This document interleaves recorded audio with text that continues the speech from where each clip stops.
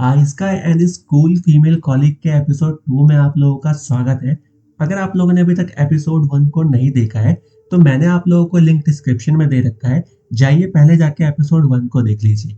अब बात करते हैं एपिसोड 2 की। एपिसोड 2 के स्टार्टिंग में हमको देखने के लिए मिलती है कमोरी, जो कि बहुत ज्यादा एक्साइटेड होती है ऑफिस ट्रिप को लेके। वो एक स्विम सूट खरीदना चाहती है ताकि बीच को एंजॉय कर सके। साइजिमा उससे पूछता है, तुमको पता है ना ये एक ऑफिस ट्रिप है? तो कमोरी कहती है, हाँ बिल्कुल मेरे को पता है ये एक ऑफिस ट्रिप है, लेकिन शाम को तो जब हम फ्री हो जाया करेंगे उस टाइम पे हम बीच को एंजॉय करेंगे।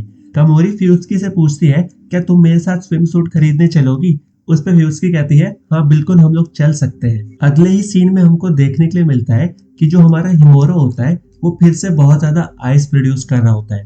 फ्यूस्की उसके पास जाती है तो देखती है हिमोरो स्टेयर्स पे बैठा हुआ है और उसके पैरों में फिर से एक बार बर्फ जमी हुई है। फ्यूस्की उसके पास जाती है और उससे पूछती है, क्या सब कुछ ठीक है?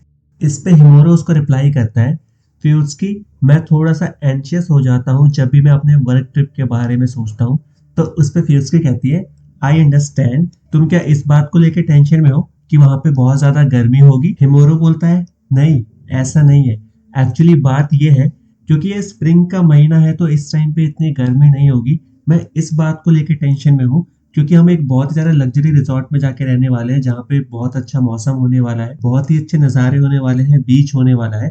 तो मैं कहीं ओवर एक्साइटेड होके बर्फ का तूफान ही ना खड़ा कर दूं, मेरे को इस बात की टेंशन हो रही है। अगर ये एक ऑफिस ट्रिप नहीं होता तो मैं कोई भी बहाना बना देता और नहीं जाता, लेकिन अब ये एक ऑफिस ट्रिप है तो मेरे को समझ ही नहीं आ रहा है कि मैं आखिर क्या करूं। अगले सीन में हमें देखने के लिए मिलता है फ्यूस्की का घर, जहां पे बैठ के वो सोच रही होती है ऐसा कोई तो तरीका होगा जिससे मैं हिमोरो की प्रॉब्लम को सॉल्व कर सकूं। अगले दिन ऑफिस के सीन में हमें देखने के लिए मिलता है कि फ्यूस्की हिमोरो के लिए कुछ लेके आई है और वो उसको देती है और कहती है, हिमोरो ये लो, ये तुम्हारी हेल्प करेगा, इसको मैंने खुद अपने हाथों से बनाया है। हिमोरो फ्यूस्की से पूछता है, इसका मैं क्या करूं?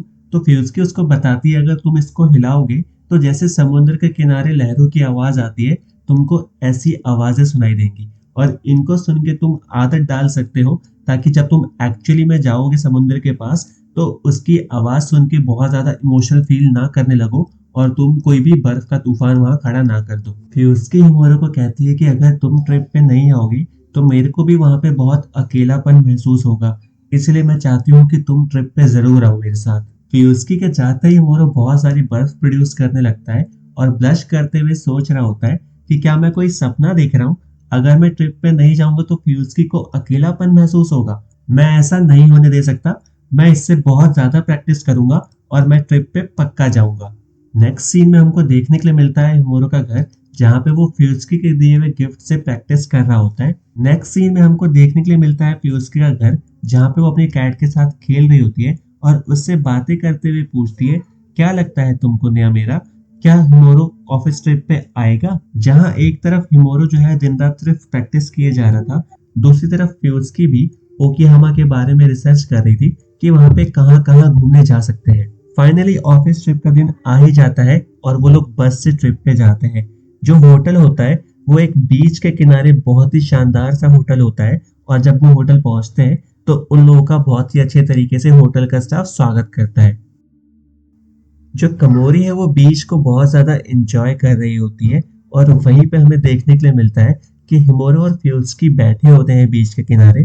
फ्यूस्की हिमोरो से पूछती है, हम लोग फाइनली यहाँ पहुंच गए हैं, क्या तुमको अभी तक सब कुछ ठीक लग रहा है?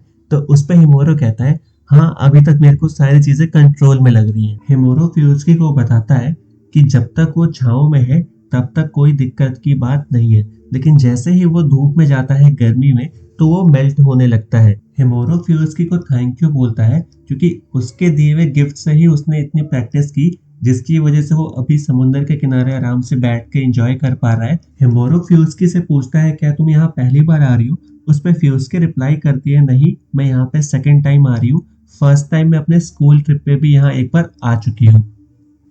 हिमोरो ये सुन के बोलता है, अरे वाह क्या बात है, लेकिन फ्यूस्की उसको बताती है कि नहीं वो ट्रिप इतना भी शानदार नहीं था, हम लोग तो होटल से भी बाहर नहीं निकल पाए थे क्योंकि उस टाइम पे टाइफून आया हुआ था। फ्यूस्की हिमोरो को कहती है कि मेरा पहला ट्रिप इतना अच्छा नहीं रहा था, इसीलिए मैं सेकंड टाइम जब यहाँ आ रही हूँ तो बहुत ज्यादा एक्साइटेड हुई इसको लेके। फ्यूस्की ने इस ट्रिप के लिए बहुत सारी रिसर्च भी की है और एक नोटबुक प्रिपेयर की है जिसके अंदर उसने सारी इन्फॉर्मेशन को इकट्ठा लिख रखा है, जो कि वो अपने बैग से निकाल के हिमोरो को देती है।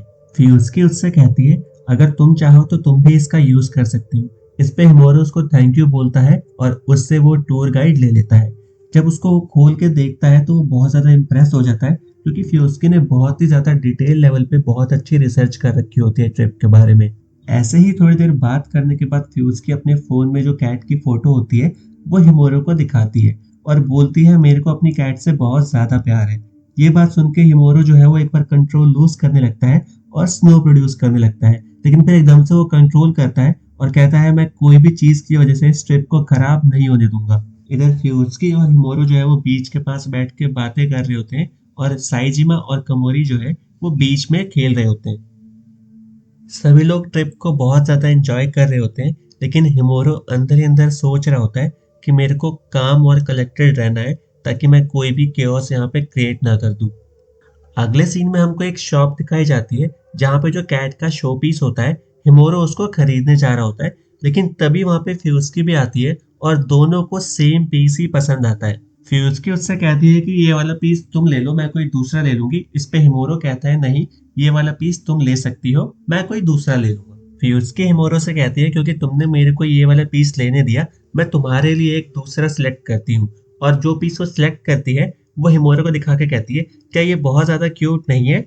हिमोरो मन ही मन सोच रहा होता है फ्यूस्की ये नहीं, तुम बहुत ज्यादा क्यूट हो। और क्योंकि हिमोरो इतना ज्यादा इमोशनल हो जाता है तो वो स्नो प्रोड्यूस करने लगता है और आसपास जितने बाकी टूरिस्ट घूम रहे होते हैं उनको लगता है कि इस टाइम पे यहाँ पे स्नोफॉल कैसे होने लग गई।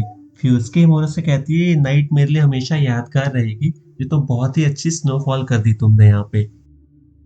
अगले दिन हिमोरो जैसे ही सो के उठता है तो साइजिमा जो है वो न्यूज देख रहा होता है।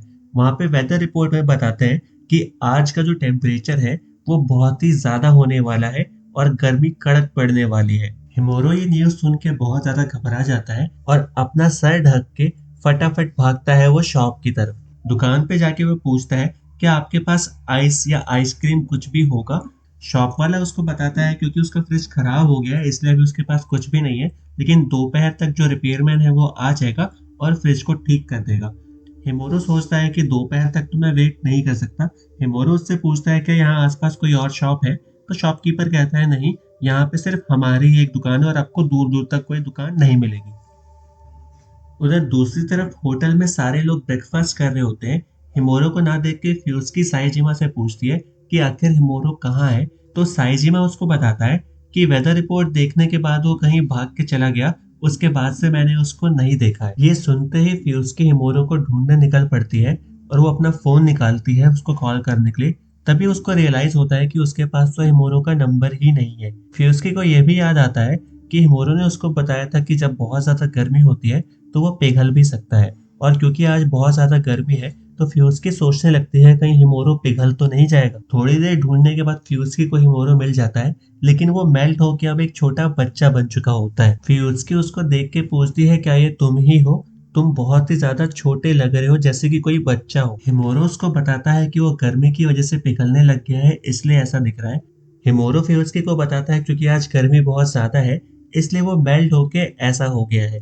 वो शॉप पे भी गया था आइसक्रीम लेने, लेकिन उसको वहां पे आइसक्रीम मिली नहीं और इसलिए गर्मी से बचने के लिए वो यहाँ पे छुप के बैठा है। फ्यूस्की उससे पूछती है अगर तुम फिर से थोड़े ठंडे हो जाओ तो क्या तुम फिर से पहले वाले शेप में आ जाओगे, तो उस पे हिमोरो कहता है यस। फ्यूस्की हिमोरो को कहती है तुम यहीं पे रहो, मैं थोड़ी देर में जल्दी वापस आती हूँ। फ्यूस्की हिमोरो के लिए आइसक्रीम लेके बहुत जल्दी वापस आ जाती है। हिमोरो उसको देख के कहता है तुम इतनी जल्दी वापस कैसे आ गई। फ्यूस्की हिमोरो को बताती है कि वो होटल से आइसक्रीम लेके आई है, आज होटल के डेजर्ट में आइसक्रीम थी। हिमोरो आइसक्रीम खाने लगता है और फ्यूस्की वहां बैठ के उसको देखने लगती है।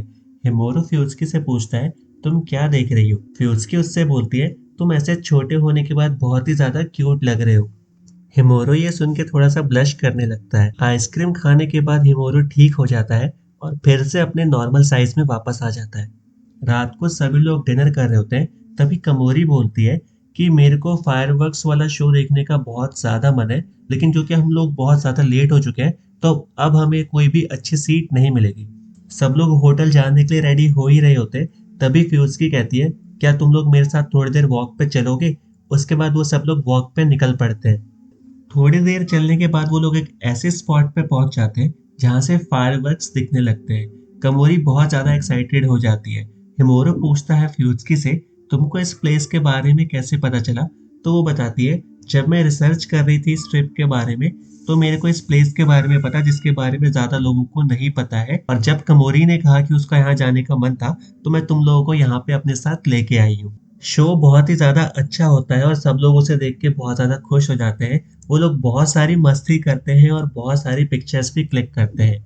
फिर उसकी अपने फ़ोन में सारी पिक्चर्स को चेक कर रही होती है जो उसने आज क्लिक की होती है। तभी उसने जो मॉर्निंग में हिमोरो की फ़ोटो क्लिक की थी जब वो मेल्ट हो गया था, वो दिखती है। तो वो सोचती है, इसको मैं अपने एक सीक्रेट की तरह अपने पास ही रखूंगी। उधर दूसरी तरफ जो हमारा हिमोरो होता है, वो ये सोच रहा होता है कि अगले साल भी मैं यहाँ पे ज़रूर आऊँगा फ्यूज़की के साथ। और इसी के साथ हमारा एपिसोड 2 एंड हो जाता है। बहुत जल्द मिलूंगा मैं आप लोगों से एपिसोड 3 के साथ। तब तक के लिए सायोनारा।